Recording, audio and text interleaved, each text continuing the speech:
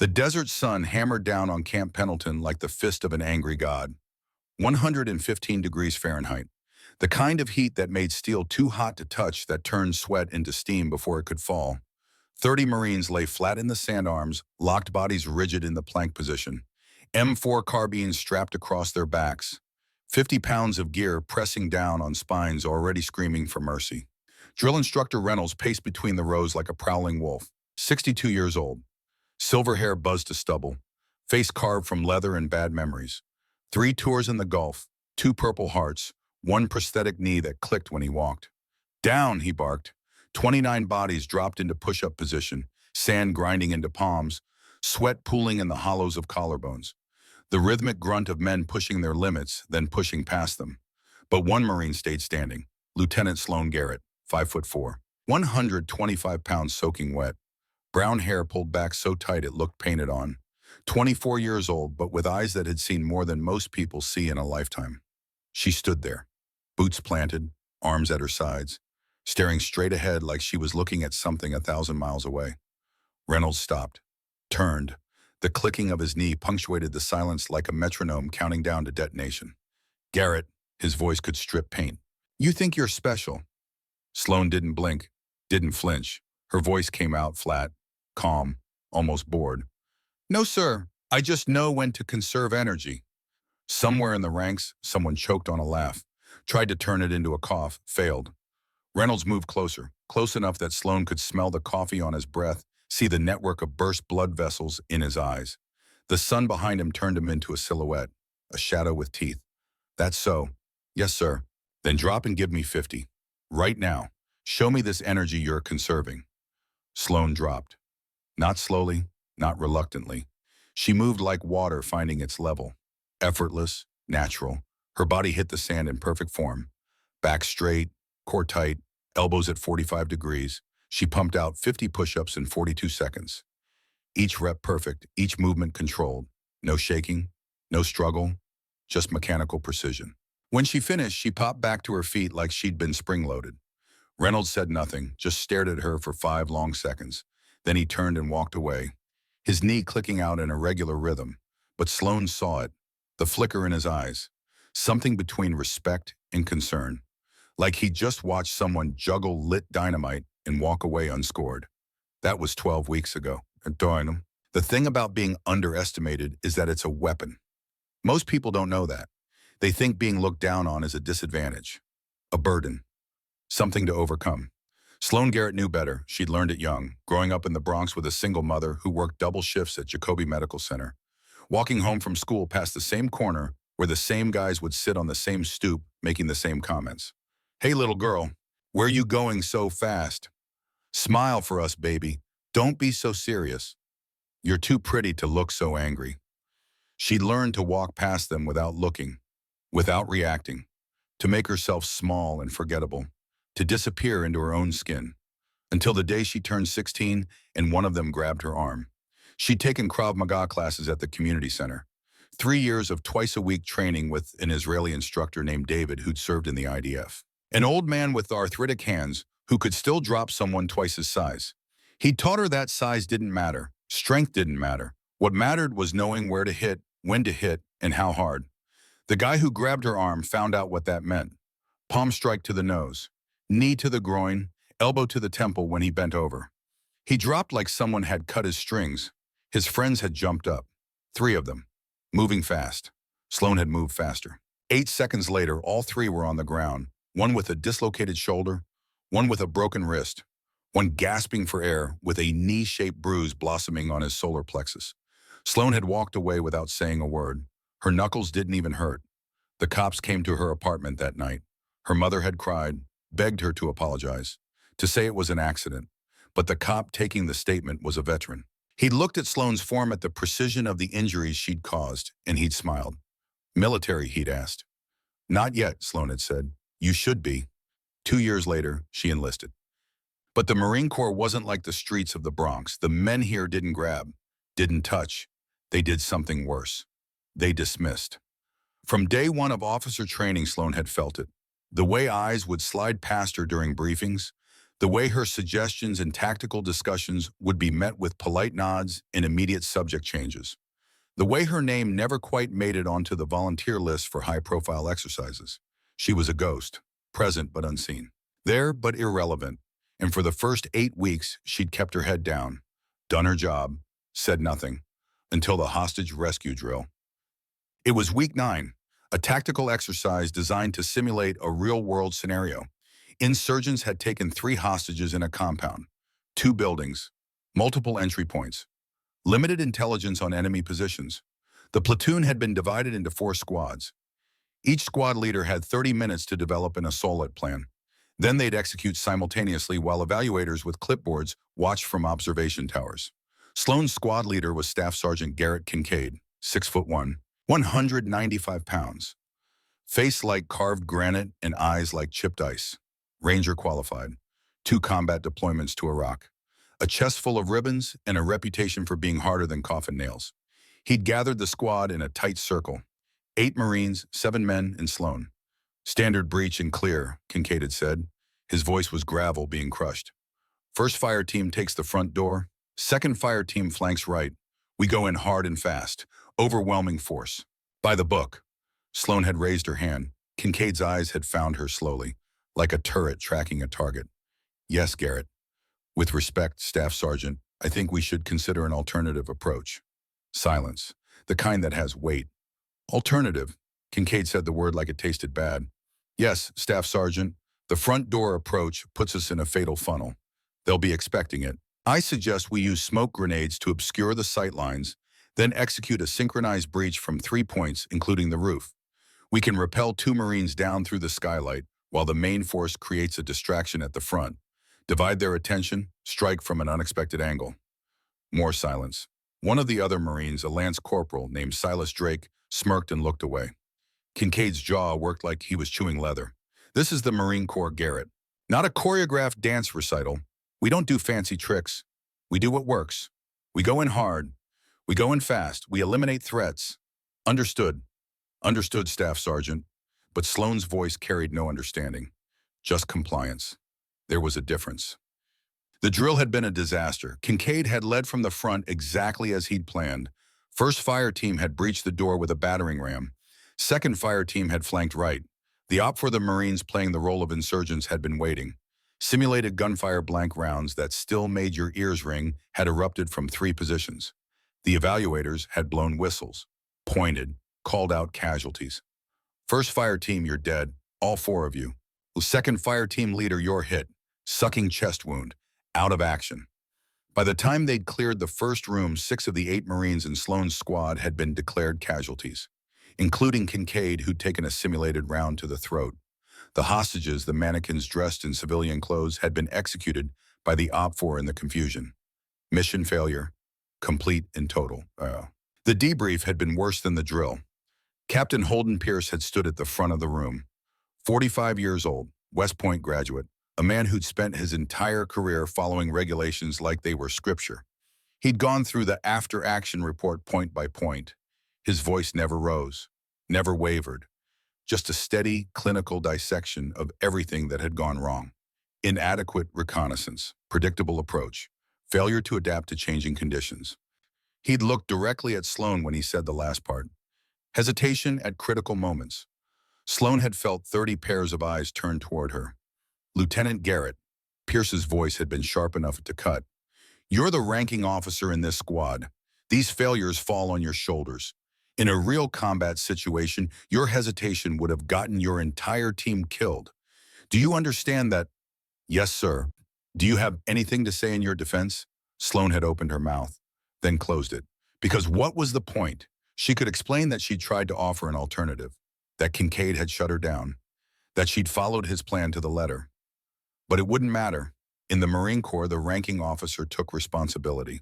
That was the rule. That was the code. No, sir, she'd said. Then we're done here. Dismissed. The room had emptied quickly. Marines filing out in silence, not looking at each other, not looking at her. Except Kincaid. He'd paused at the door, turned back. His eyes had found hers across the empty room. You'll get someone killed out there, Garrett. Someone who matters. Then he'd left. Sloan had sat there for a long time after, staring at the wall, at the framed photos of Marine heroes from decades past, men who'd charged machine gun nests, who'd held positions against impossible odds, who'd earned their place in history through blood and sacrifice. None of them were women. That evening she'd found it. The note, tucked under the driver's side wiper of her car, a plain white piece of paper folded once. No name, no signature, just a message in block letters. Maybe you should stick to doing paperwork. Princess. Sloan had read it, crumpled it, threw it in the trash can outside the barracks. Then she'd gone for a run. 6 miles, 8-minute pace. The sun setting over the desert, turning the sky the color of a fresh bruise. Her mind had worked the problem like a knot, picking at it, testing it, looking for the weak point. The issue wasn't that she couldn't hack it. She knew she could. The issue was that they'd never give her the chance to prove it. In their eyes, she'd already failed. She was already a liability, a checkbox, a political correctness hire who'd wash out eventually and prove what they'd all known from the beginning. Women didn't belong here, so she needed to change the narrative. But how? By the time she finished her run, she had an idea. It was stupid, possibly career-ending, definitely against regulations, but it might work. The hazing started 3 days later. Small things at first, her gear would go missing, then turn up in strange places. Her boots neatly polished the night before would be covered in motor oil in the morning. Her name would be misspelled on duty rosters. Her mail would be delivered to the wrong room. Inconveniences, annoyances, nothing she could officially report without looking petty. Then it escalated. Week 10, a combat conditioning hike, 15 miles with full pack, 60-pound rucksack, M4 carbine, Kevlar helmet, the whole loadout. Sloan's pack felt heavier than usual. By mile 8, her shoulders were screaming. By mile 12, she was struggling to maintain pace. When she finally made it back to base and dumped her pack, she found out why. Someone had put rocks in it, 20 pounds of rocks from the landscaping around the barracks, wrapped in a towel at the bottom where she wouldn't notice until it was too late. She'd said nothing. Just dumped the rocks, cleaned her pack, reported for the next duty as scheduled. Week 11, a night navigation exercise. Each Marine given a map, a compass, and 4 hours to reach a series of checkpoints in the dark. Sloan's compass had been demagnetized, not obviously, just enough that the needle would drift, giving readings that were off by 5 to 10 degrees. She'd figured it out by the 3rd checkpoint, started navigating by the stars instead, made it back on time. Still said nothing. Week 12, the final week before advanced training selections. That's when they crossed a line.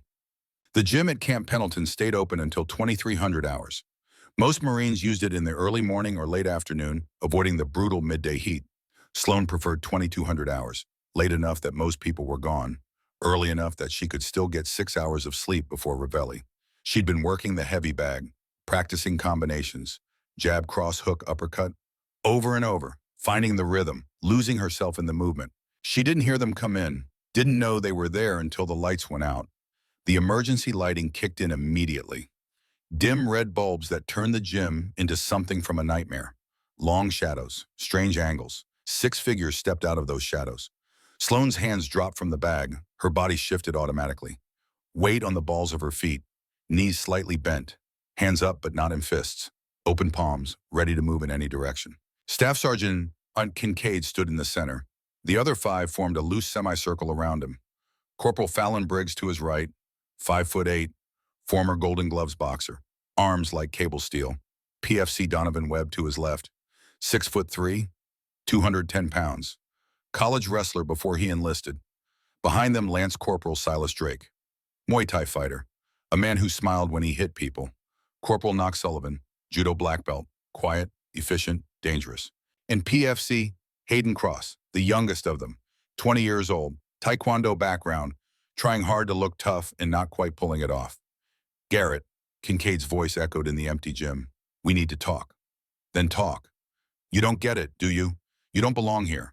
This isn't about being a woman. This is about being a liability. You're going to get someone killed. Someone who has a family waiting for them. Someone who matters. Sloan said nothing, just watched, calculated angles. Distances, escape routes, there weren't any good ones. We're giving you a chance to do the right thing, Kincaid continued. Put in for a transfer, logistics, administration, something safe, something where you can't hurt anyone. And if I don't, Fallon Briggs stepped forward, then we make your life so miserable you'll quit on your own. I'm a woman too, Fallon added. Her voice was different from the others. Harder, like she had something to prove. But I know my place. I earned my spot by being better than good, by being perfect. You, you're just here because they needed to fill a quota. Sloane looked at each of them in turn, memorizing faces, burning them into her memory. You finished, she asked quietly. Kincaid's jaw clenched. For now. Good. Sloane turned her back on them, walked to her gym bag, picked it up, slung it over her shoulder. Then she walked out of the gym without looking back. Behind her, she heard Donovan Webb's voice, confused, almost disappointed. That's it. She's just gonna take it. Kincaid's response was quieter, but Sloane still heard it. Give her time. She'll break. They always do. Sloane didn't go back to her barracks. Instead, she walked to the base library. Open 24 hours for Marines who worked odd shifts or couldn't sleep. She logged on to one of the public computers, pulled up the base bulletin board, the digital one that most people ignored buried under layers of official announcements and safety briefings. She scrolled down, past the chaplain services, past the mental health resources, past the volunteer opportunities. There, a single line. Posted 3 months ago. No author listed. For those who want to train beyond standard. No questions asked. Response time 24 to 48 hours. And an email address, a random string of numbers and letters at a generic provider. Sloane had seen it before, filed it away in the back of her mind as interesting but irrelevant. Now it was relevant. She opened a new email, typed 4 words, I need your help. Then she hit send. For a long moment, she sat there staring at the screen, second-guessing, wondering if she'd just made a huge mistake. Then she logged off, cleared her browsing history, walked back to her barracks. She fell asleep almost immediately, the sleep of someone who'd made a decision and committed to it for better or worse. The response came 3 hours later. Sloane woke at 05:30 for morning Pacific time, checked her email on her phone while she tied her boots. The reply was short, Yuma Proving Ground.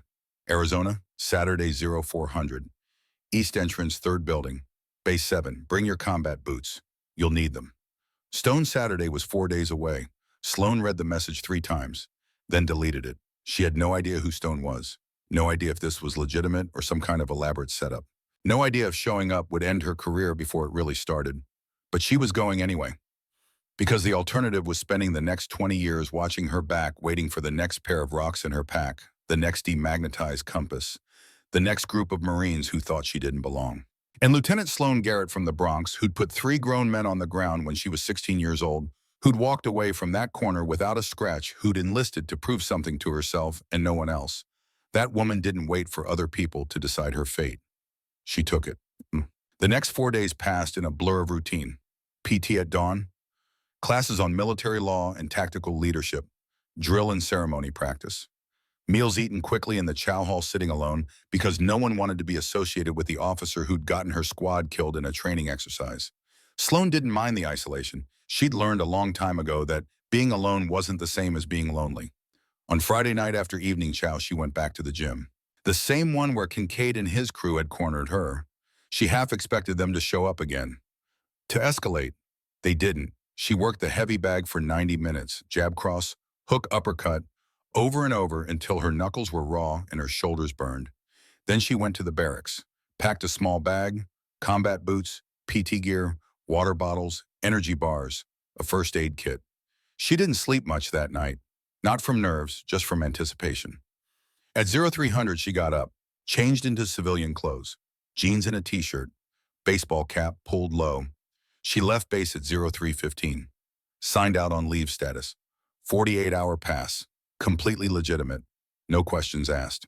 The drive from Camp Pendleton to Yuma, Arizona took 3 hours. Sloane made it in 2.5. The sun was just starting to think about rising when she pulled up to the east entrance of Yuma Proving Ground. The sky was that particular shade of dark blue that meant dawn was coming, but hadn't arrived yet. The proving ground was massive.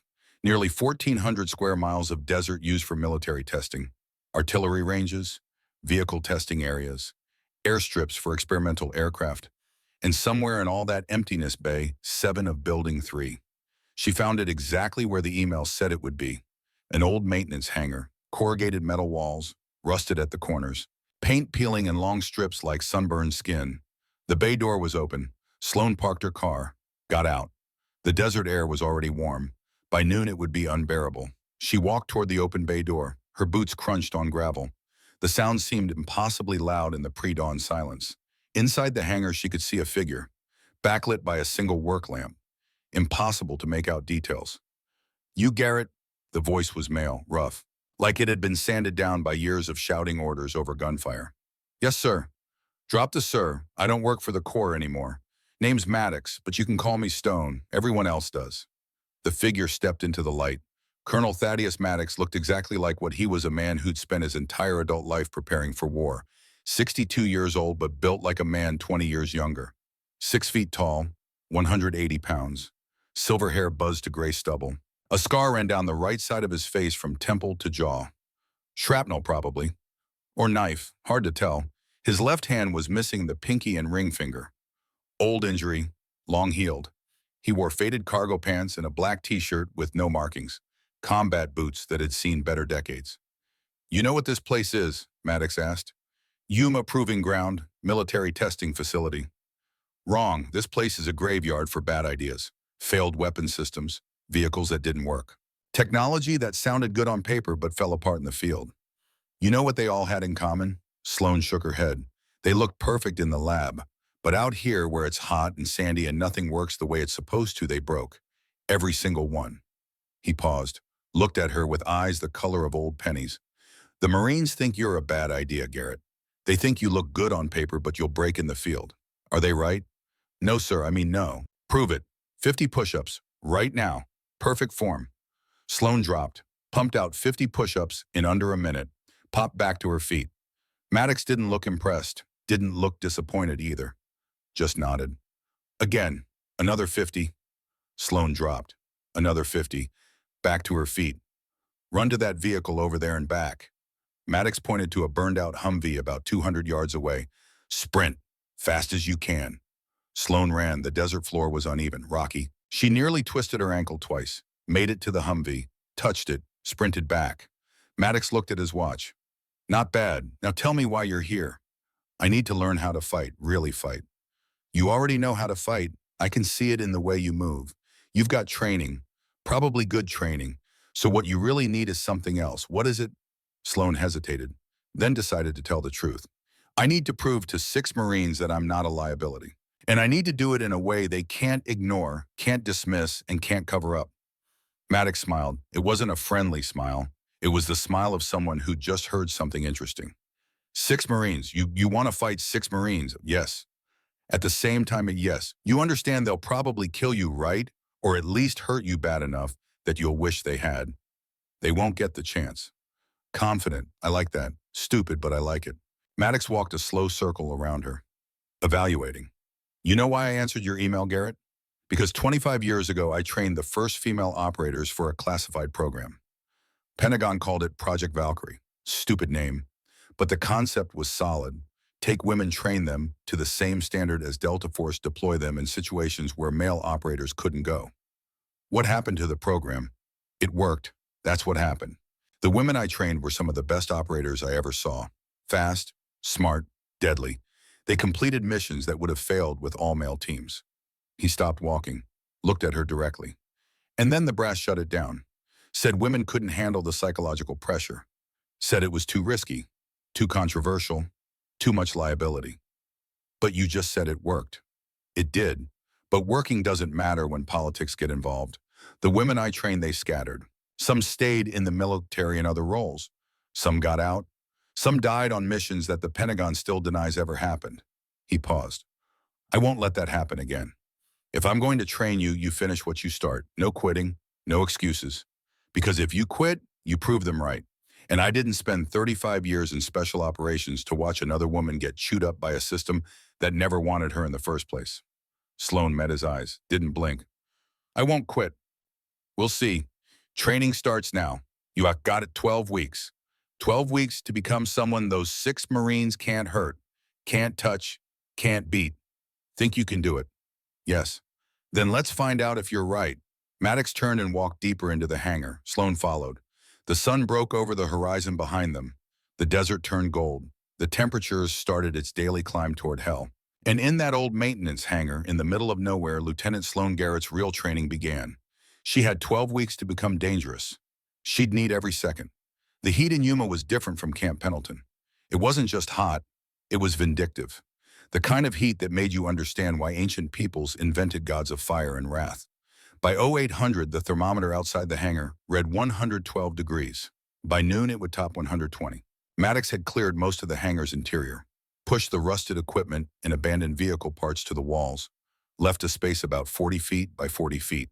Concrete floor, stained with decades of oil and God knows what else. No air conditioning, no fans, just the heat pressing down like a physical weight. First lesson, Maddox said. He stood in the center of the space, arms crossed. Forget everything you learned in basic training. Sloan, standing at parade rest, felt her eyebrows rise.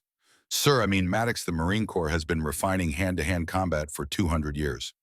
And it's designed for one thing, keeping you alive long enough to get to your weapon.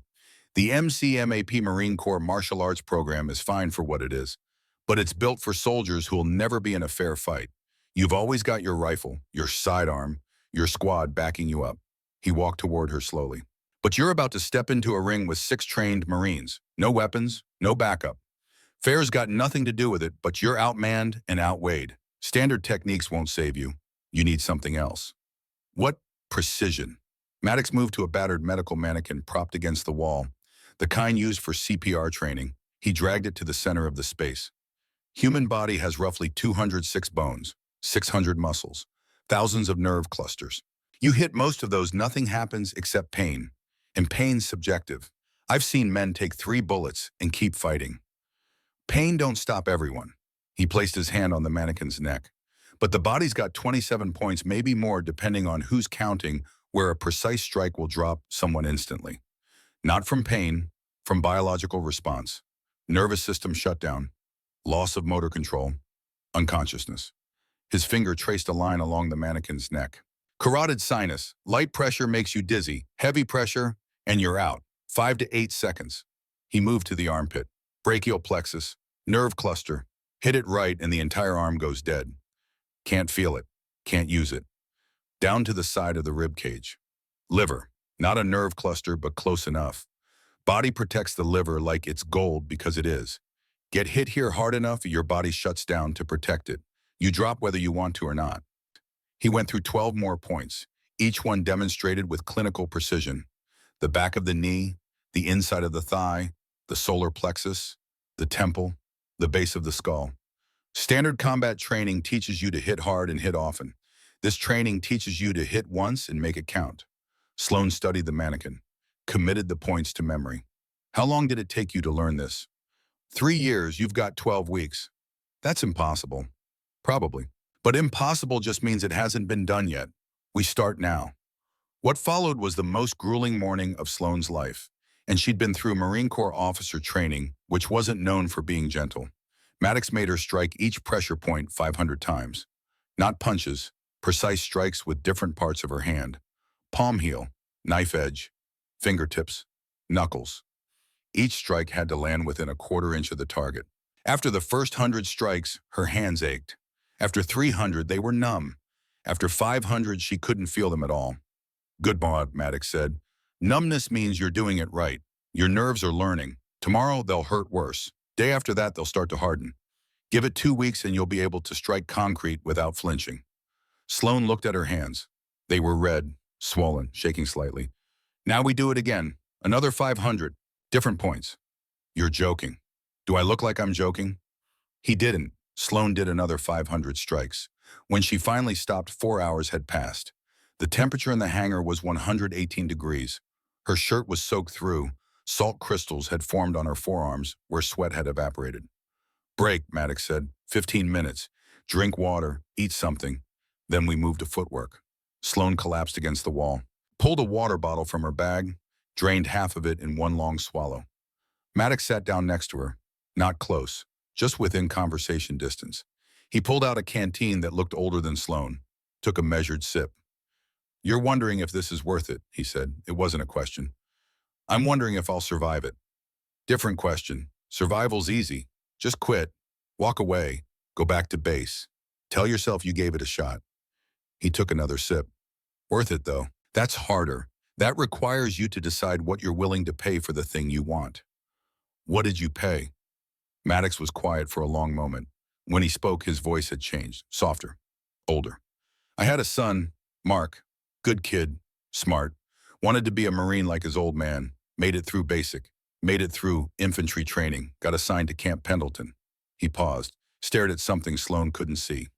He died during a training exercise, rappelling accident, equipment failure. He was 24 years old. Sloan didn't know what to do, so she said nothing. Investigation ruled it an accident, no negligence, no fault, just bad luck, bad equipment. Maddox's jaw clenched. But I looked at the gear. I examined the rope, the carabiner, the harness. Someone had tampered with it. Not obvious. Just enough to make it fail under stress. Why would someone do that? Because my son reported hazing in his unit. Said some of the NCOs were making life hell for the junior Marines, making them do dangerous shit for entertainment. He filed a formal complaint. 2 weeks later, he was dead. Maddox's hands tightened on his canteen. The NCO, who was supposed to inspect his gear that day, staff sergeant named Garrett Kincaid. Sloan's blood went cold. Same Kincaid who's at Camp Pendleton now. Same Kincaid who's making your life miserable. Maddox looked at her. You didn't know that when you emailed me. I knew it about you, because I make it my business to know everything about that man. Every unit he's been in, every Marine he's trained, every complaint that's been filed and swept under the rug. Did he kill your son? I can't prove it. Investigation was clean or cleaned. Hard to tell the difference. But my gut says yes. My gut says he and his crew hazed my boy to death and covered it up. He stood, extended a hand to pull Sloan up. So when I got your email, when I saw you were being targeted by the same group, I made a decision. I can't get justice for my son. System won't allow it. But I can make sure you don't become another statistic. Sloan took his hand, let him pull her up. Her legs were unsteady, her hands still numb. Break's over, Maddox said. His voice was back to its normal rasp, clinical, detached. Time for footwork. They trained until sunset. Then they trained some more. When Sloan finally collapsed, unable to stand, Maddox nodded. Day 1 complete. Tomorrow, 0400. Be here. I have duty at 0600. Then you better drive fast. Sloan managed to get to her car, managed to drive the 3 hours back to Camp Pendleton, made it to her barracks with 15 minutes to spare before she had to report for morning formation. She didn't sleep, just lay on her rack staring at the ceiling, her entire body screaming. This was day 1. She had 83 more. The weeks blurred together, a nightmare of heat and pain and repetition. Sloan would finish her duties at Camp Pendleton, the minimum required to maintain her status as an active officer. Then she'd drive to Yuma, train for 6 to 8 hours, drive back, sleep for 3 or 4 hours, wake up and do it again. By week 3, she'd lost 15 pounds. Her body was leaner, harder. Muscles she didn't know she had showed through her skin like cables under canvas. By week 5, she could strike the mannequin's pressure points without looking. Her hands had stopped hurting. The skin on her knuckles had thickened into calluses that felt like leather. By week 7, Maddox introduced live training. Mannequins don't hit back, he said. Time to learn what real combat feels like. He'd brought in 2 men, both in their 50s, both former special operations. One from Rangers, one from Special Forces. Neither said much. Just showed up, nodded at Maddox, and stepped into the ring. Rules, Maddox said. No permanent damage. No eye gouges, groin strikes, or throat crushes. Everything else is fair game. They'll come at you 70% speed and strength. Enough to hurt, not enough to hospitalize. Your job is to survive and counter. The first sparring session lasted 18 seconds. Sloan managed to block 2 strikes before the Ranger got inside her guard and put her on her back with a hip throw that knocked the wind out of her. The second session lasted 32 seconds. She got off 1 counter strike before the SF guy swept her legs and dropped an elbow toward her face. Pulled it at the last second.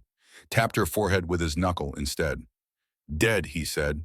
They ran 20 sessions that day. Sloan lost all 20. Progress, Maddox said at the end. I didn't win once. You survived. That's progress. Tomorrow you'll survive longer. He was right. By week 8, Sloan was surviving full 2-minute rounds. She still wasn't winning, but she was making them work for it, making them think, making them respect her defense even as they broke through it. Week 9, she won her first round. Caught the Ranger overextended on a punch. Trapped his arm. Struck the brachial plexus cluster in his armpit. His entire right arm went dead. Sloan swept his legs before he could recover. had her hand on his throat before he hit the ground. Tap, he said. Sloan stood up, breathing hard, hands shaking from adrenaline. The ranger sat up, working his arm, waiting for feeling to return. He looked at Maddox. She's ready. Not yet, Maddox said. Winning one round don't mean shit. She needs to win consistently, and she needs to learn how to handle multiple opponents. Week 10, Maddox changed the training again. Now it was Sloan against both men. 2-on-1, 3-minute rounds. She lost every session. But she was learning to use their positioning against them, to make them get in each other's way, to create angles where only one could attack at a time. It wasn't enough. 2 trained operators, even at 70%, were overwhelming. They'd pin her down, trap her, force her into positions where she had no good options. After one particularly brutal session where she'd been submitted 4 times in 3 minutes, Sloan sat against the wall, head in her hands. I can't do this. 6 opponents? 6. If I can't handle 2, how am I supposed to handle 6? Maddox crouched next to her. Wrong question. You're thinking about it like you have to fight 6 people. You don't. You have to fight 6 people who don't know how you fight. 6 people who will be overconfident, who will come at you without respect. And how does that help? Because overconfidence is a weakness.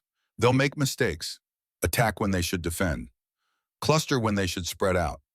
Your job isn't to beat 6 Marines. Your job is to exploit 6 Marines making the same mistakes at the same time.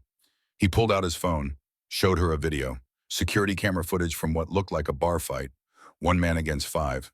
The 1 man moved like water, redirected attacks, used bodies as shields, dropped opponents with quick, precise strikes. The whole thing lasted 47 seconds. That's Alexei Kasyanov, Russian Spetsnaz. This happened in Berlin 2008. 5 drunk idiots tried to rob him. He put all 5 in the hospital without throwing a single punch. You know how?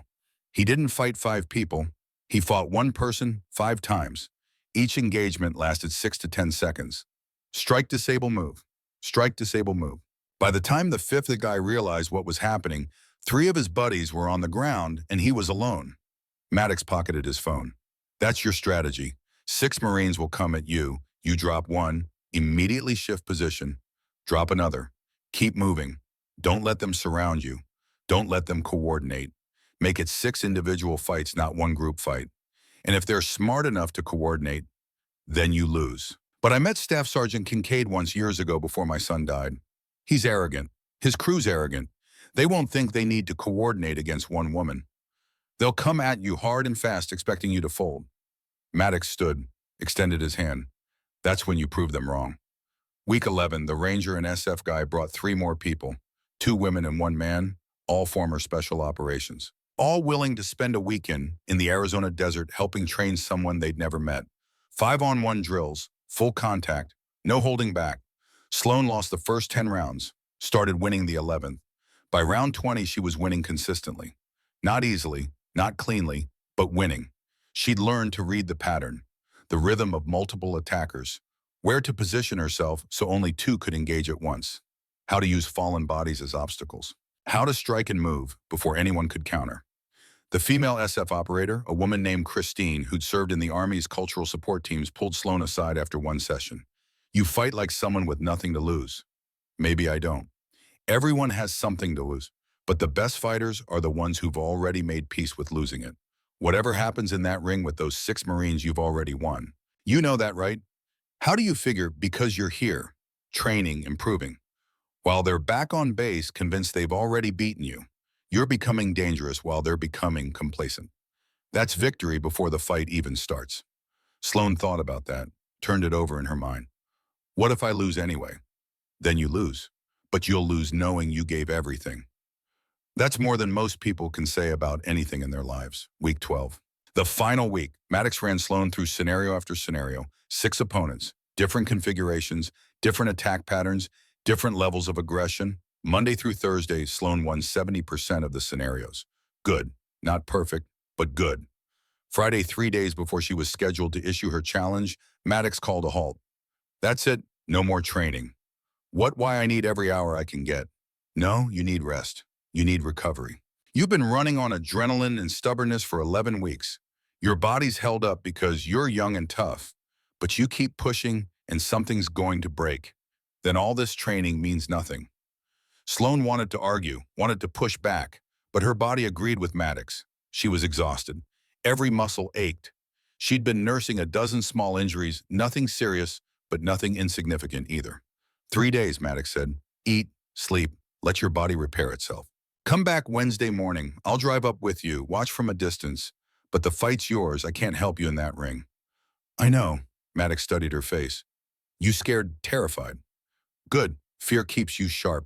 Just don't let it paralyze you. He paused. One more thing. Your left shoulder. You've been favoring it for 2 weeks. What's wrong with it? Sloan hesitated, then lifted her shirt to reveal the shoulder. It was bruised, purple and yellow, swollen. Happened week 10. Took a fall wrong during a drill. Might be a partial tear in the rotator cuff. Hard to tell without imaging. You trained on that for 2 weeks. Didn't have a choice. Maddox closed his eyes, took a deep breath. When he opened them, he looked older, tired. You need to get that looked at.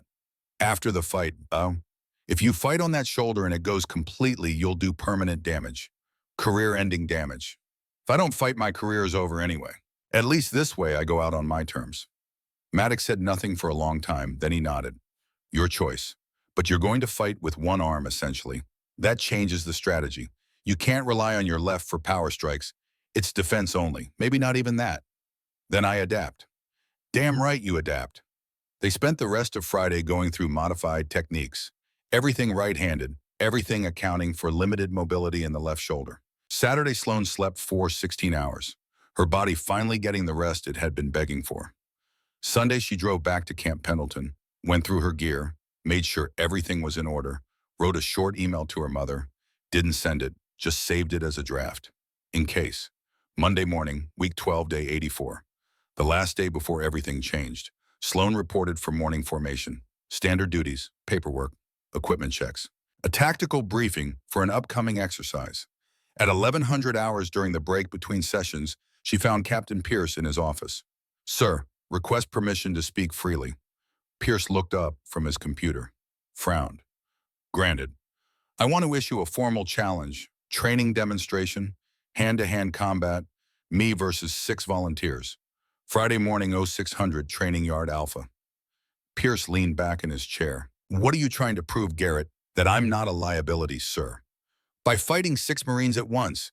You understand how that sounds, right? It sounds like suicide. It's not, sir, I've been training. I'm ready. Training where, with who? This isn't official corps training. If you've been receiving unauthorized instruction, that's a violation of regulations. With respect, sir, I used my off-duty time to pursue additional physical training. That's not a violation. That's initiative. Pierce stared at her for a long moment. If you do this and you lose, you're done. I'll have no choice but to recommend your transfer or discharge. You understand that? Yes, sir. And if you win, what then? Then I'd appreciate consideration for force recon selection, as you previously mentioned. Pierce's mouth twitched, almost a smile, not quite. You've got guts, Garrett. I'll give you that. Possibly more guts than sense, but guts nonetheless. He pulled up his calendar. Friday 0600, I'll make it official. And I'll make sure we've got medical standing by. You're going to need it. Thank you, sir. Don't thank me yet. I haven't decided if I'm helping you or enabling you to end your career in the most spectacular way possible. Sloan left the office, walked across the base to the training yard, the same place where 12 weeks ago she'd been declared a liability, where her squad had failed the hostage rescue drill, where her career had started its downward spiral. She stood in the center of the yard, felt the sand under her boots, looked up at the sun brutal and unforgiving. In 4 days, she'd be back here, facing 6 Marines who wanted to break her. But she'd spent 12 weeks in heat that made this look mild. 12 weeks learning how to turn the human body into a puzzle with 27 different solutions. 12 weeks becoming someone those 6 Marines had never met. The woman they'd cornered in the gym didn't exist anymore. That woman had been burned away in the Arizona desert, refined in the crucible of endless repetition, forged into something new, something dangerous. Sloan's phone buzzed, text message from an unknown number. You ready, Stone? She typed back, ready? Good. Remember precision over power. 1 strike, 1 down. And Garrett, yeah, make them remember. Not just for you, for everyone they've ever underestimated. For my son. For every Marine who died because someone in charge was more interested in protecting their career than protecting their people. You step in that ring, you're not just fighting 6 Marines, you're fighting a system. Make it count. Sloan read the message 3 times, then deleted it, pocketed her phone, made it count. She could do that. Tuesday and Wednesday passed in a haze of nervous energy. Sloan couldn't train, couldn't push her body anymore. So she did the only thing she could do. She visualized, closed her eyes, and walked through the fight, step by step, strike by strike. She saw Kincaid coming at her with a haymaker, saw herself ducking, trapping, striking the nerve cluster in his armpit, saw him drop, saw Fallon Briggs moving in with boxer combinations, saw herself evading, waiting, countering with precision. Over and over, hundreds of repetitions in her mind, until the fight felt like memory instead of imagination. Thursday night, 24 hours until the challenge. Sloan lay in her rack staring at the ceiling. Around her, the barracks were quiet, other Marines sleeping, snoring, living their normal lives. Tomorrow morning, her life would change, one way or another. She thought about her mother, working double shifts at the hospital, never complaining, never asking for help, just doing what needed to be done. She thought about Maddox, training her for free because he couldn't save his son, but maybe he could save her.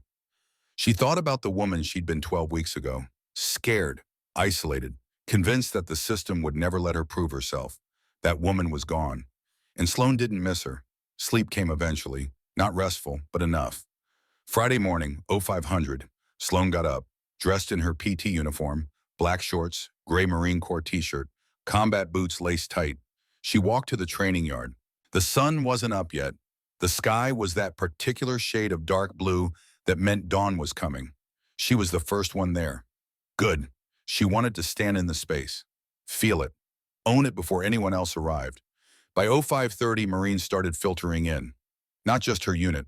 Word had spread, 80 Marines, maybe more, all coming to watch the woman everyone called a liability try to fight 6 trained combat specialists. Some faces were curious, some skeptical, some openly hostile. Just a few, looked like they were rooting for her, but only a few. Captain Pierce arrived at 0545. Behind him, 2 Navy corpsmen with medical bags, a stretcher, an ambulance on standby at the edge of the yard, that confident. At 0550, the 6 volunteers arrived. Kincaid in the lead, Fallon Briggs beside him, then Donovan Webb, Silas Drake, Knox Sullivan, and Hayden Cross. They looked relaxed, confident, like this was already over and they'd won. Kincaid saw Sloan standing in the center of the yard, smiled. It wasn't a nice smile. Still time to back out, Garrett. Save yourself the embarrassment.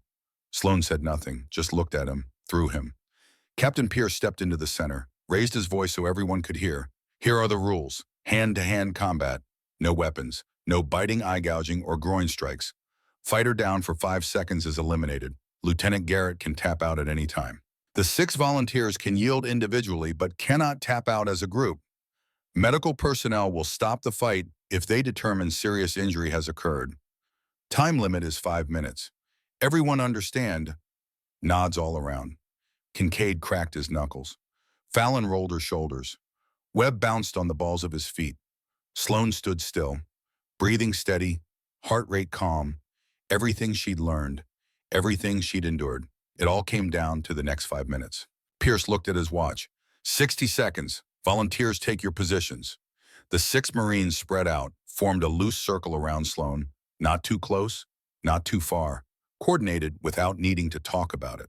Sloan rotated slowly, keeping all 6 in her peripheral vision, calculating distances, angles, who would come first, who would hang back. 30 seconds, Pierce called. Sloan's left shoulder throbbed. She ignored it. Pain was information, nothing more. 15 seconds. Somewhere in the crowd, she thought she saw a gray-haired man in civilian clothes. Maddox, keeping his promise, watching from a distance. 10 seconds. Sloan closed her eyes, took one deep breath, opened them. 5. The crowd went silent. 80 Marines holding their breath. Begin. Kincaid moved first, just like Sloan knew he would. And Lieutenant Sloan Garrett, who'd spent 12 weeks in hell to be ready for this moment, moved to meet him. The fight that would define her career had begun, and this time she wasn't going to lose. Kincaid came at her like a freight train. All power, no finesse. A haymaker punch thrown from his right side with enough force to break bone. Sloan had seen this punch 1,000 times in her mind. She'd practiced the counter until it was muscle memory, until it was breathing. She didn't block, didn't try to absorb the impact.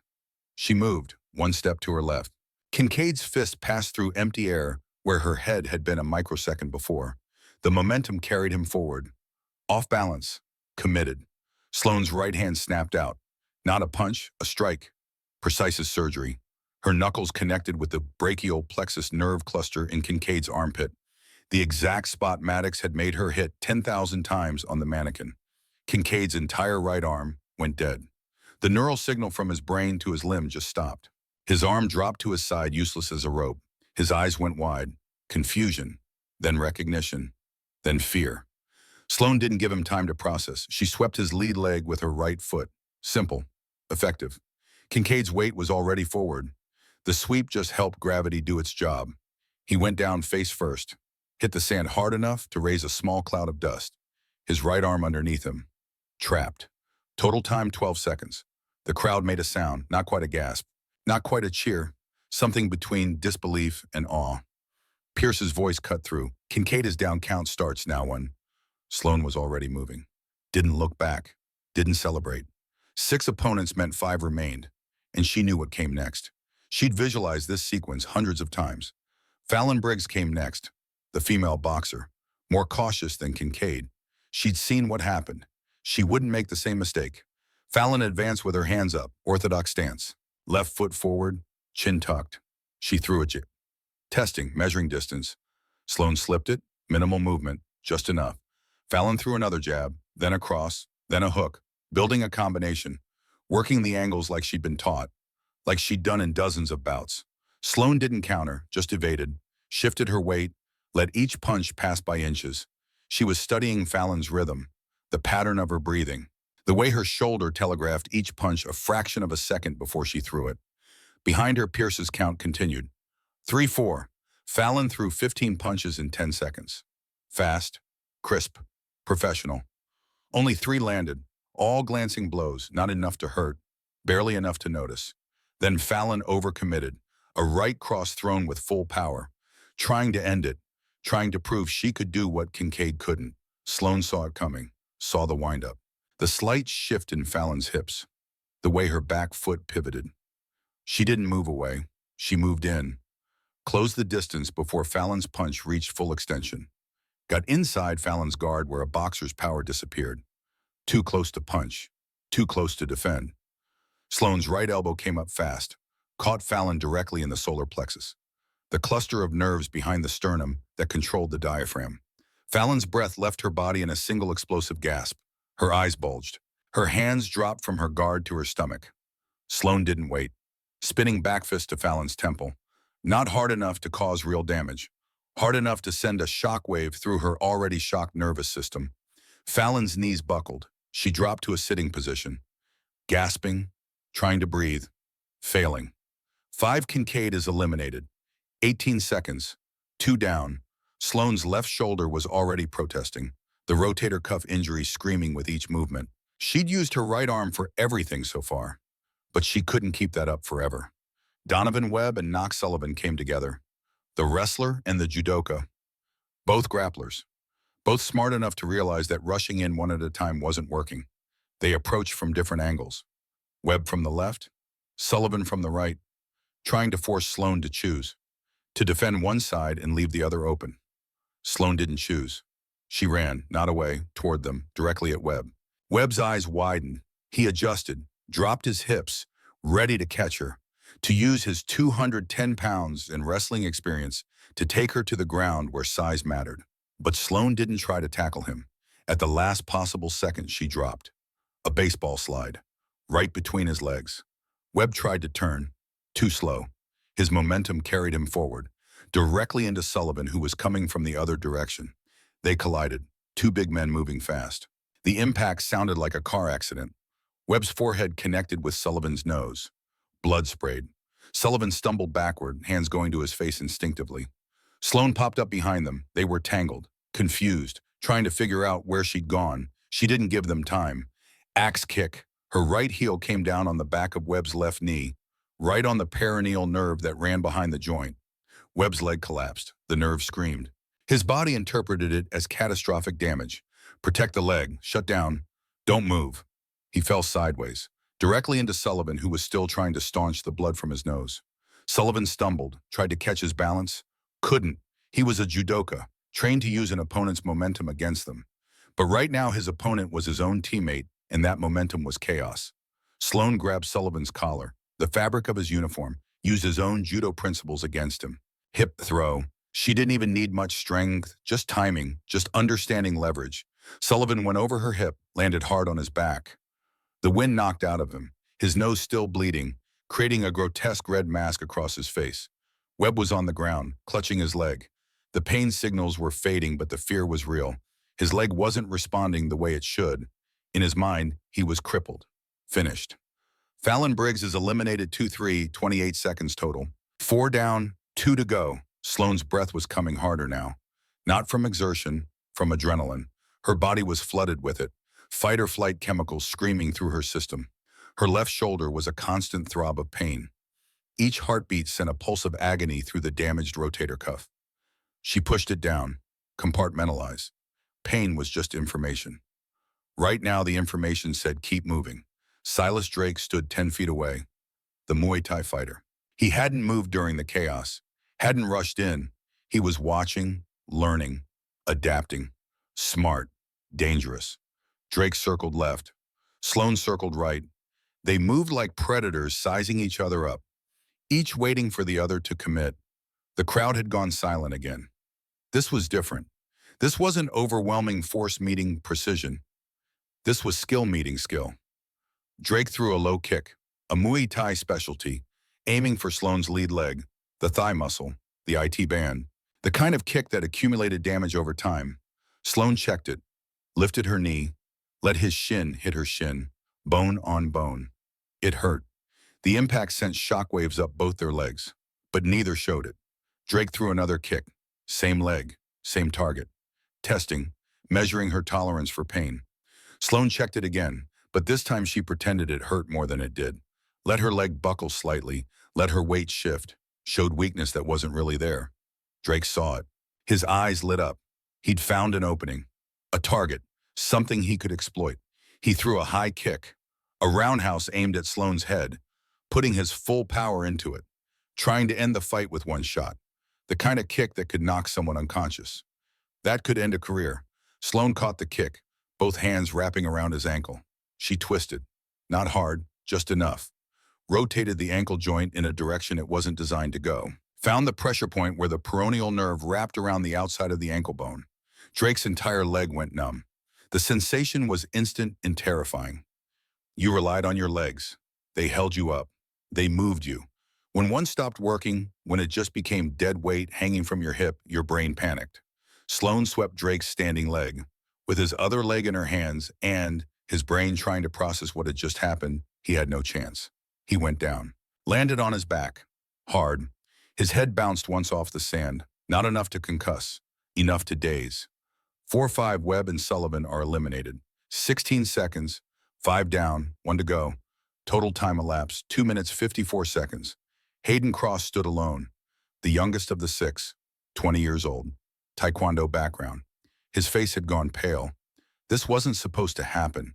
The woman they'd cornered in the gym, the woman they'd mocked and hazed and tried to drive out. She'd just dismantled 5 trained Marines in less than 3 minutes. The crowd was roaring now, 80 Marines shouting, some for Sloane, some in shock, some arguing with each other about what they were witnessing. This would be talked about for years, decades. The day one woman proved everything wrong. Cross didn't attack. He backed up. His hands were shaking, visible tremors running through his fingers. This wasn't training anymore. This wasn't a demonstration. This was a woman who'd just dropped 5 Marines in brutal succession, and she was looking at him like he was next, like he was inevitable. Sloane advanced slowly, deliberately, not aggressive, just inevitable, like the tide, like gravity. Come on, she said quietly, only Cross could hear. Fight back, give them something to remember. Don't let it end like this. Cross threw a punch, hesitant, weak. His heart wasn't in it. His body was moving, but his mind had already surrendered. Sloane deflected it easily. Didn't counter, just waited, giving him a chance, giving him dignity. Cross threw another punch, little better, some commitment, some technique showing through the fear. Sloane blocked, still didn't counter. Hit me, she said. Really hit me. I can take it. Show them you're not afraid. Cross's face twisted. Confusion, anger, fear, all three at once. He threw a combination. Jab, cross, front kick. Real techniques. Real effort. This time his heart was in it. This time he was fighting. The kick got through, caught Sloan in the ribs. Right side. Not hard enough to break anything, but hard enough to hurt. Hard enough to matter. Good. The crowd gasped. First solid hit Sloan had taken. Cross had drawn blood in a metaphorical sense, had proven he belonged in the ring even if he was about to lose. Sloan smiled. There you go. Now I won't feel bad about this. She moved in fast. Palm striked across his chin. Snapped his head back. Disrupted his equilibrium. His inner ear couldn't process the sudden movement. The world tilted. Knee strike to his liver. Right side. Just below the rib cage. The pressure point Maddox had taught her. The one that made your body shut down to protect the organ. The one that caused pain so intense it overrode everything else. Cross's face went pale, then gray. His hands dropped to his side. His knees buckled. His body was screaming at him to protect the liver, to curl up, to stop fighting. Sloan swept his legs. He was already falling. The sweep just accelerated it. As he went down, Sloan's hand went to his shoulder, controlled his descent, kept his head from hitting the ground too hard. She could have let him fall, could have let his skull bounce off the sand, would have been justified. He'd participated in the hazing, in the mockery, in trying to drive her out.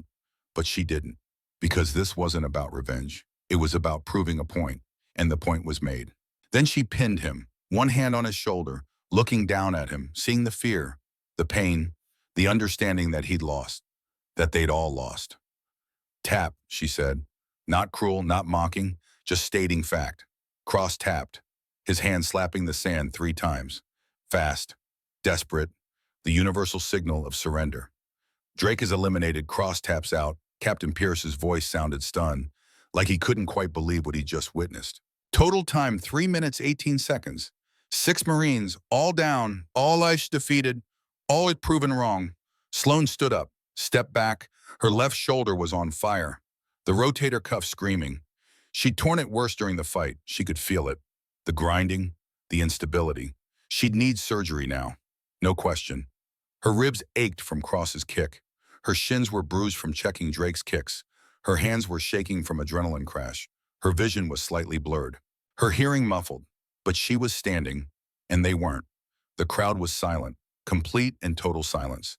The kind that has weight and texture. The kind that feels like pressure in your ears. The kind that comes before something breaks. Then someone started clapping, slow, rhythmic. Others joined, then more. Within seconds, half the crowd was applauding. The other half stood frozen, unable to process, unable to reconcile what they'd just seen with what they'd believed. Pierce stood at the edge of the yard. His mouth was open. He closed it, opened it again. Nothing came out. He looked like a man whose fundamental understanding of the universe had just been challenged. Finally, he found his voice.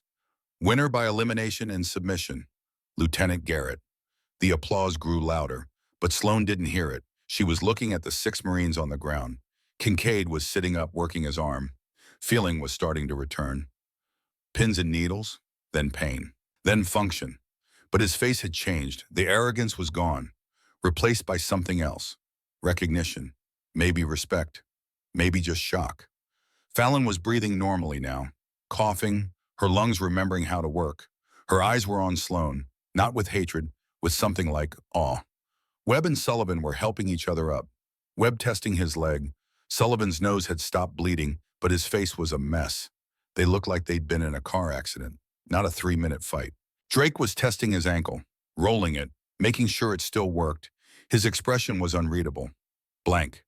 Like his brain had shut down to protect itself from the reality of what had just happened.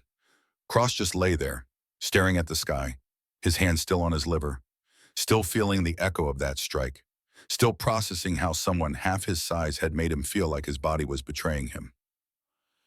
Captain Pierce walked over to her, his boots crunched on the sand, each step deliberate, measured, like he was approaching something dangerous, something that might explode. Garrett, that was... He paused, searching for words. I don't even have words for what that was. Thank you, sir. Don't thank me. I'm not sure I did you any favors by allowing this. He paused, looked at the 6 Marines, then back at Sloan. Where did you learn to fight like that? Private instruction, sir. Off-duty time. Private instruction, right. Pierce didn't believe her, but he also didn't push. Some things were better left unasked. Some answers were better left unspoken. Medical needs to check you out. Then we'll debrief. And Garrett, yes, sir, force recon selection. I'll make the recommendation today. You earned it. Hell, you've earned more than that. But it's all I can give you. Sloan nodded. Thank you, sir. But she didn't smile, didn't celebrate, because this wasn't victory. This was just the first step. The fight was over, but the real war against a system that didn't want her here, that was just beginning. The corpsmen descended, young men with medical bags, checking pupils, feeling for broken bones, making sure no one needed emergency transport. Everyone was mobile. Everyone was conscious. No permanent damage visible. Just pain and wounded pride and the knowledge that they'd been beaten by someone they'd dismissed. Sloan submitted to the examination. The corpsman, a young guy who couldn't be more than 22, looked at her shoulder and whistled. Ma'am, this shoulder is bad, really bad. Significant swelling, limited range of motion. You need imaging, probably surgery. How did you fight on this? Carefully. Ma'am, I strongly recommend immediate medical transport. If you've torn this worse, you could be looking at permanent damage. After debrief. Ma'am, after debrief, corpsman, that's an order. The young man looked like he wanted to argue. Then he saw her face, saw the determination, the absolute refusal to show weakness even now, even after proving everything. Yes, ma'am. He made a note on his clipboard. But for the record, this is against my medical advice. Noted. The crowd was dispersing, Marines heading to their assigned duties, but walking slower, talking, arguing, gesturing back toward the training yard. The story would spread. By evening, Chow, everyone on base would know. By tomorrow, it would be legend. By next week, it would be myth. The woman who took down 6 Marines. The woman who proved them all wrong. The woman who changed everything. Sloan walked to the edge of the yard, found the gray-haired man in civilian clothes standing by a pickup truck. Colonel Thaddeus Maddox. Stone. The man who'd forged her in the desert. Who'd given her the tools. Who'd believed when no one else did. He nodded once. Didn't smile. Didn't need to. The look on his face said everything. Pride. Satisfaction. Vindication. She nodded back. A conversation without words. Thank you. You're welcome. We did it? Yeah, we did. Your son would be proud. I know. Then Maddox got in his truck and drove away. Back to Yuma. Back to his desert exile. His mission complete. His redemption earned. Not for himself. For his son. For Sloan's father. For everyone who died because someone looked away. Sloan watched the truck disappear, then turned back toward the barracks, and found Kincaid standing in her path. His right arm was working now, but he was cradling it. Protective. Uncertain. His face looked older somehow, like the last 3 minutes had aged him years. Garrett, his voice was different, smaller, the command presence gone. I need to tell you something. Sloan waited, said nothing. Let the silence build. Let him feel it. Your father, Major Daniel Garrett, I knew him. Served with him briefly years ago, here at Pendleton. Sloan's blood went cold, but her face didn't change, didn't show anything. I know, she said quietly. I looked it up. You were the duty NCO the day he died. Kincaid flinched, like she'd struck him again. You knew this whole time? I figured it out last night, did my research, found your name in his service record. Then you know I was the one who inspected his gear, the gear that failed. I know you signed off on it, said it was satisfactory. 3 hours later, my father was dead, fell 80 feet, broke his neck. Sloan's voice was steady, clinical, but underneath rage, a decade of rage, compressed, controlled. So yes, Kincaid, I know. I saw it, Kincaid said, his voice cracked. Before the exercise, I saw the tampering, the carabiner. Someone had filed it, weakened it. Not enough to see unless you looked close. But I saw it, and I should have replaced it, should have reported it, should have done something, but you didn't. No, I didn't, because I was scared. I was 22 years old. I just made corporal. I thought if I reported sabotage, I'd get caught up in the investigation, questioned, maybe blamed. My career would be over before it started. He looked up, met her eyes. So I passed the gear, said it was good to go, and your father died. And I've carried that guilt for 10 years. It's eaten me alive, made me into someone I hate. So you took it out on me, Sloan said, when you saw the name Garrett on my file, when you knew who I was. You tried to drive me out, to make me quit, because looking at me every day reminded you of what you did. Yes, and I thought if you were weak, if you quit, then maybe your father was weak too. And if he was weak, maybe his death wasn't my fault. Maybe he would have died anyway. Maybe I could stop feeling guilty. But I'm not weak. No, you're not. You proved that. You proved everything. Kincaid's voice was barely a whisper now. And I need you to know something. I didn't sabotage that gear, but I saw it and I did nothing. In the Marine Corps, that's the same thing. I killed your father, not with my hands, but with my cowardice. And I'm sorry. I know that doesn't mean anything. I know sorry doesn't bring him back, but I need to say it anyway. Sloan looked at him for a long moment. This man who'd made her life hell, who'd tried to break her, who'd carried guilt for a decade and turned it into cruelty. She could destroy him, could report what he'd just said, could ruin his career, could make sure he faced justice, legal justice, official justice. But what would that accomplish? Her father would still be dead. The system that protected Kincaid would still exist. Nothing would change except one man's life would be over. And Sloan had just spent 3 minutes proving she was better than that. Did you ever find out who tampered with the gear? She asked. No, I tried. For years I tried. But the investigation was shut down. Ruled an accident. No negligence. No further inquiry. There were rumors. Hazing gone wrong. Someone trying to teach your father a lesson because he'd reported safety violations. But I could never prove it. Who shut down the investigation? I don't know. Orders came from above, way above, general officers, Pentagon level. They wanted it buried. Sloan nodded slowly. Get out of my sight, Kincaid. Garrett, now, before I change my mind about how this ends. You're not worth it. You're not worth my career, my future, my father's memory. She stepped closer, lowered her voice.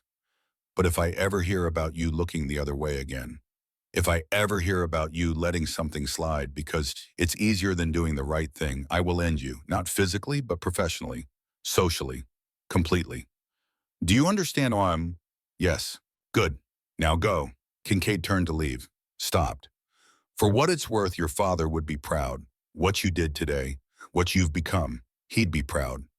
Don't. Sloane's voice was sharp. Don't you dare tell me what my father would think. You don't get that right. Not after what you did. Not after 10 years of silence. Kincaid nodded, walked away, shoulders slumped.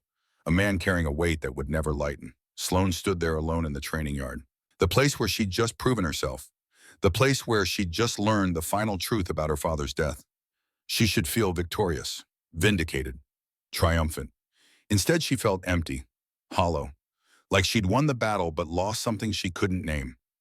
Her phone buzzed, text message from an unknown number. You did good today, real good. Your father would be proud, and so would my son. Thank you for proving them all wrong. Thank you for showing the Corps what right looks like. Sloan read it 3 times. Then typed back, I couldn't have done it without you. Thank you for giving me a chance when no one else would. The response came immediately. You did it yourself. I just showed you where the switches were. You're the one who learned how to flip them. Stay dangerous, Captain. The fight's not over. It's just beginning. Sloan pocketed her phone, walked toward the medical center. Her shoulder needed attention. Surgery, probably. Recovery would take months, but she'd come back stronger. She always did. 3 weeks later, Medical Center, Camp Pendleton. Recovery room. Sloan woke from surgery with her left arm in a complex sling, immobilized. The rotator cuff had been worse than imaging suggested.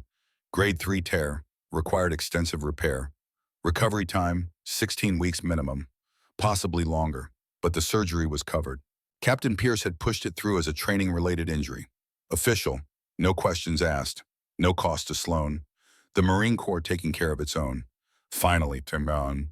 The first visitor came that afternoon. Fallon Briggs, the female boxer.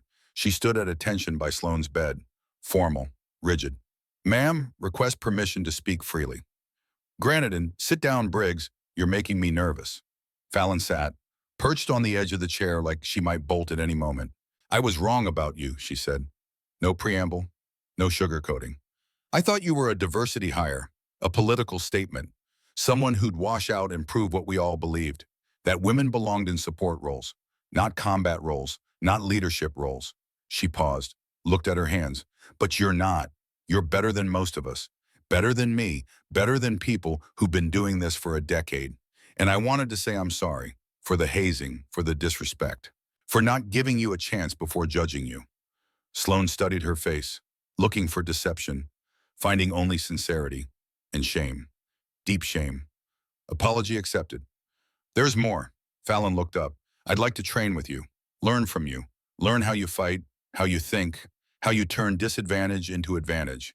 If you're willing to teach me, I'm going to be in recovery for 4 months. Not much training happening. Then I'll wait 4 months, 6 months, however long it takes. Because you showed me something I thought was impossible. Fallon's voice caught. You showed me that I was wrong about everything. And I need to learn from that. Not just for me, for every woman who comes after us. So they don't have to fight as hard as you did to prove themselves. Sloane nodded slowly. When I'm cleared for training, come find me. We'll work something out.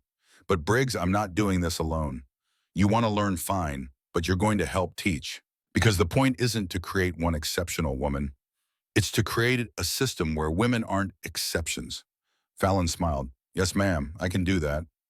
Others came. Donovan Webb, Silas Drake, even Hayden Cross, each with their own apology, each with their own story, each asking for the same thing, to learn, to train, to be better. Sloane gave them the same answer. When she was healed, when she was ready. They could learn, but only if they were willing to teach others, to pay it forward, to change the culture from within. Knox Sullivan never came. Word was he'd requested a transfer. Alaska, as far from Camp Pendleton as possible. Couldn't handle the embarrassment, the shame of losing to someone he'd dismissed. Sloane didn't blame him. Some people couldn't handle being wrong, couldn't adapt, couldn't change. Better to let them go than force them to stay.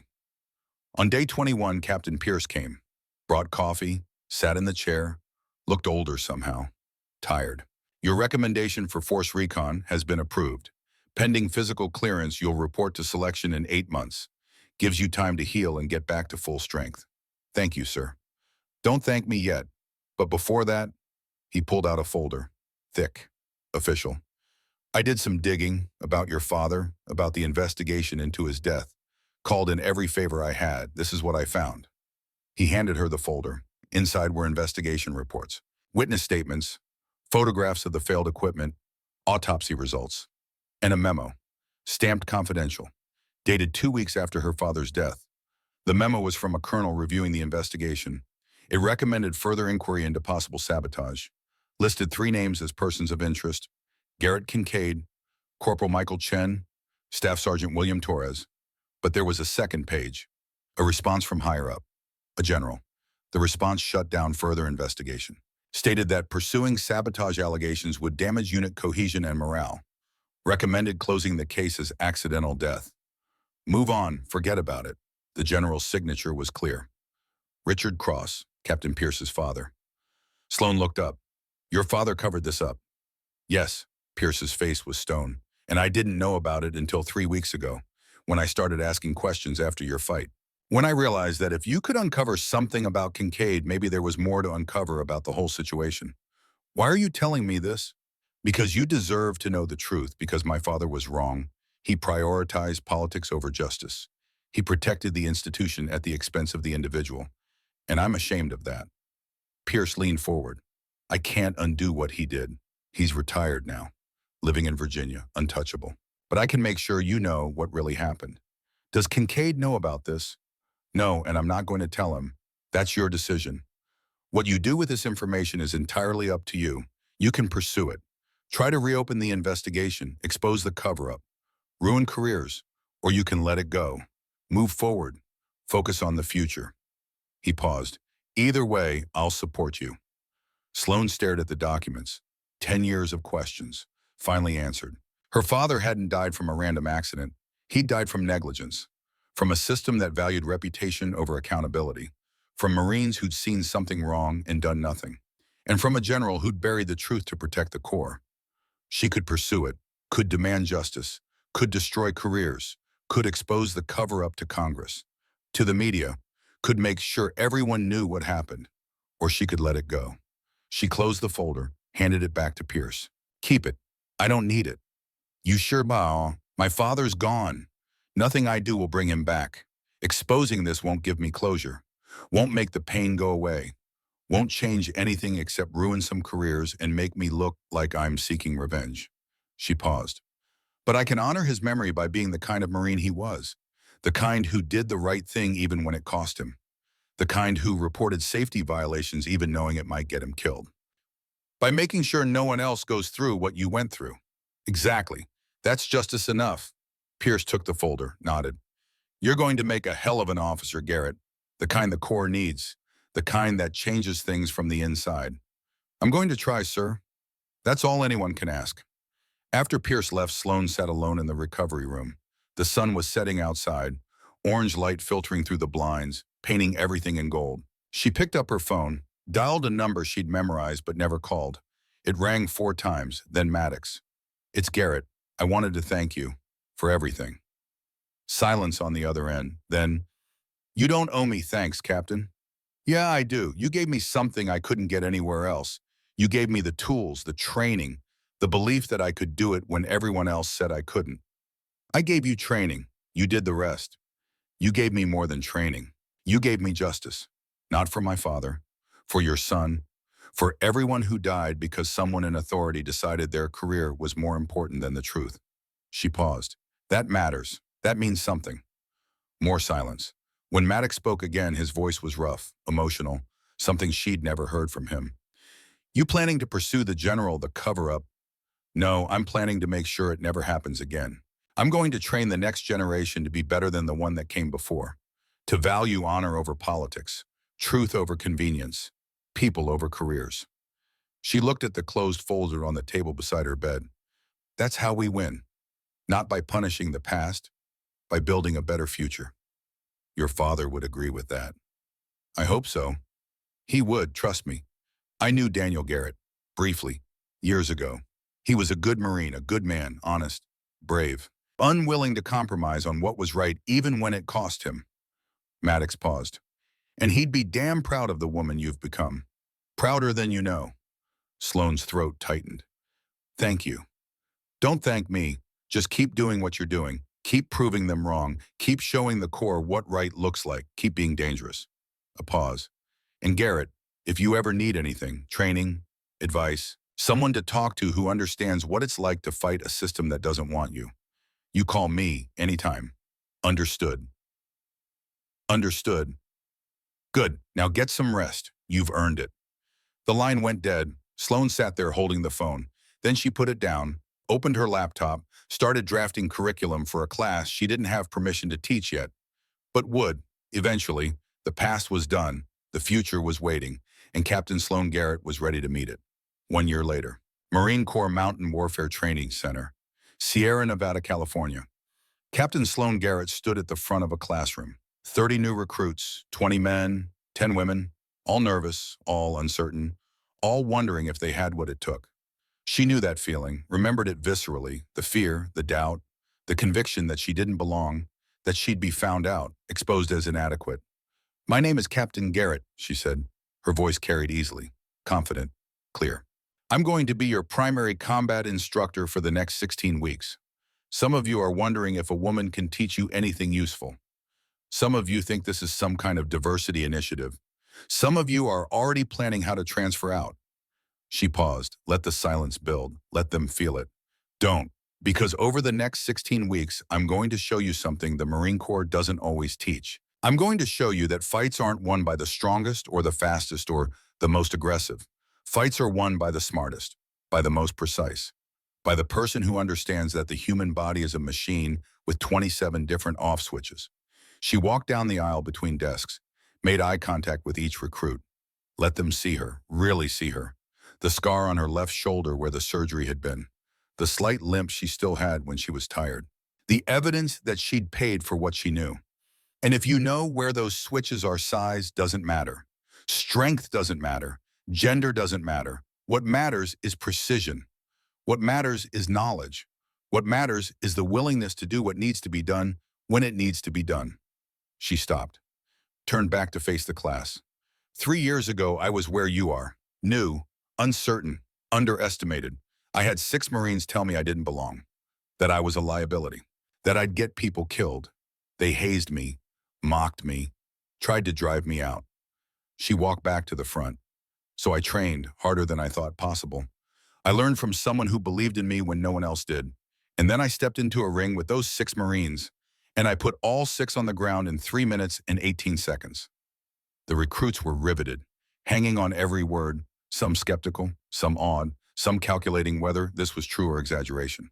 I'm not telling you this to brag. I'm telling you this because some of you are going to face the same thing. You're going to be told you don't belong, that you're not good enough, that you should quit. And when that happens, you'll have a choice. She pointed to the door. You can believe them. Walk out right now. No judgment, no shame. This isn't for everyone. Or you can prove them wrong. You can learn. You can train. You can become so good that they can't ignore you, can't dismiss you, can't deny you. No one moved.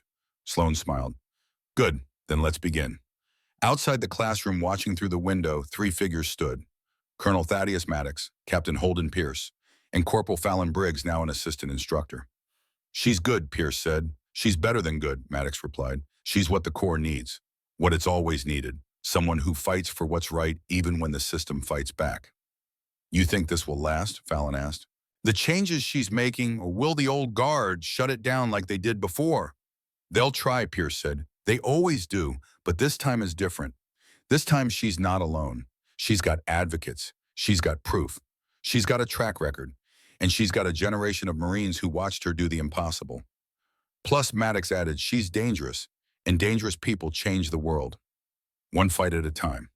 Inside, Sloan was demonstrating the first pressure point, the brachial plexus, the nerve cluster in the armpit, the same one she'd used on Kincaid 3 years ago.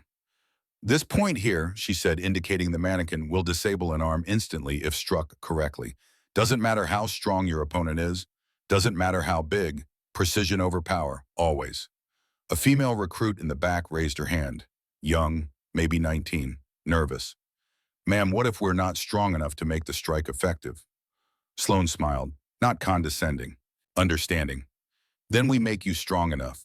Strength can be built, precision can be taught. What can't be taught is the will to keep going when everything tells you to quit. You either have that or you don't. She looked at the recruit. Do you have it?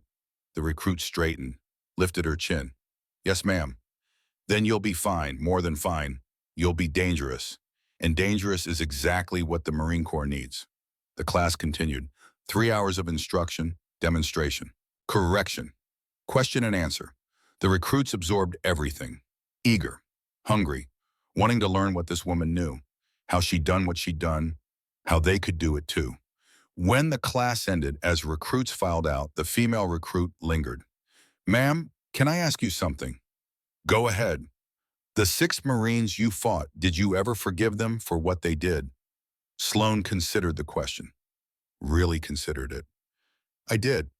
Not because they deserved it, but because holding on to anger would only hurt me. Forgiveness isn't for them. It's for you. It lets you move forward without dragging the past behind you like an anchor.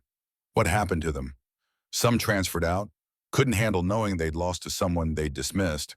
Some stayed, learned from it, became better Marines. One of them, Corporal Briggs, she's teaching with me now. We're friends. Strange how that works. And the leader, the one who made your life hell, Sloan's face hardened slightly. He left the Corps, honorable discharge. Last I heard, he was working security in Pennsylvania. Sometimes the punishment isn't official. Sometimes it's knowing you'll never be more than what you are, that you had a chance to do the right thing and you chose not to. That's a life sentence. The recruit nodded. Ma'am, thank you for not giving up, for showing us it's possible. Don't thank me yet. Thank me when you graduate, when you're standing where I'm standing, teaching the next generation, passing it forward. That's when you'll know it was worth it. The recruit saluted, left. Sloan watched her go, saw herself 3 years ago, scared, uncertain, determined. She gathered her notes, prepared for the next class. This was her life now, training, teaching, building something that would outlast her. A legacy not of violence but of precision, not of dominance but of excellence. That evening in her office, Sloan received emails, dozens of them, from Marines she'd trained, from instructors she'd influenced, from recruits who'd heard her story and found courage in it. One stood out, from an address she didn't recognize, but the writing style was familiar. Saw your class today. Fourth time I've watched from outside. You're a natural. Your students are lucky. Your father would be proud as hell. Mine too. Keep fighting the good fight, Captain. The Corps is better for having you in it. And remember, you're not just training Marines. You're training the people who will train the Marines after them.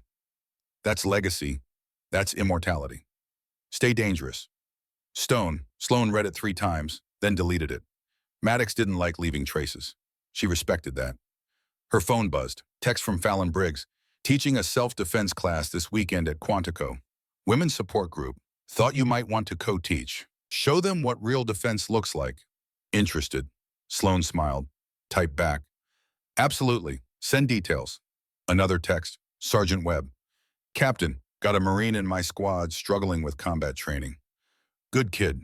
Just can't get the techniques to click. Wondering if you could evaluate. See if he's salvageable or if we should move him to support. Send him to me Monday. I'll take a look. One more text. Unknown number. But she knew it was Pierce. Saw the student evals from your first class. Highest scores in program history. Whatever you're doing, keep doing it. Also, Force Recon Selection Board wants to meet you next month. Discuss potential to develop specialized training program for female operator candidates. Interested? Very. Send me the brief. Sloan pocketed her phone, stood, stretched. Her shoulder protested, but held. Everything held. She was stronger now than she'd been before the surgery, before the fight. Before everything. Not just physically, mentally, spiritually. Purpose did that. Gave you strength you didn't know you had. She walked to the window, looked out at the Sierra Nevada mountains, snow-capped peaks turning purple in the sunset. Beautiful, harsh, unforgiving. Like the desert where she'd been forged. Like the training yard where she'd been tested. Like the life she'd chosen. Tomorrow, 30 more recruits would show up. Uncertain, scared, wondering if they had what it took. And she'd show them. Just like Maddox showed her. Just like her father would have wanted. She'd show them that strength wasn't about size. That power wasn't about aggression. That victory wasn't about dominance. It was about precision. About knowing exactly where to strike and when. About turning disadvantage into advantage. About proving to yourself and everyone watching that you belonged. Not because someone gave you permission, but because you earned it, one Marine at a time. One technique at a time, one generation at a time. The desert had forged her. The training yard had tested her. The Corps had tried to break her. But Lieutenant Sloan Garrett, who became Captain Sloan Garrett, who would one day become Major and Colonel and General, she didn't break. She became dangerous instead. And dangerous women changed the world. Outside, the sun dipped below the mountains. Darkness came.